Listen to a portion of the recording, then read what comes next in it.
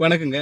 விஜய் தன்னுடைய மாநாட்டில் வந்து சாதி ஒழிப்பு, பெண்ணிய விடுதலை, அம்பேத்கரிசம், பெரியாரிசம் இதெல்லாம் தன்னுடைய கொள்கையை எடுத்திருப்பாப்படி. ஆனால் சீமானை பாருங்க, தனது மேடைகளில் வந்து சாதியை பெருமையாக பேசுன்னு சொல்லுவாப்படி. நல்லா அதை கவனிச்சுக்கணும். சீமான் வந்து சாதியை வந்து பெருமையாக பேசு, நீ வந்து வன்னியர்னு பெருமையாக சொல்லிக்க, நீ வந்து கவுண்டர்னு பெருமையாக சொல்லிக்க, நீ வந்து என்னென்னவோ ஜாதிலாம் சொல்லி பெருமையாக சொல்லிக்க அப்படி.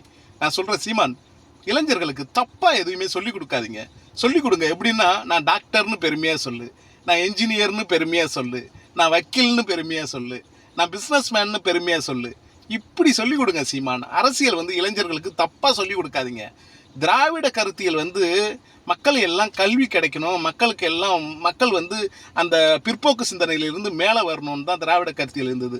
திராவிட கருத்தியலுக்கு எதிராக நீங்கள் ஒரு கருத்தியல் பேசிட்டு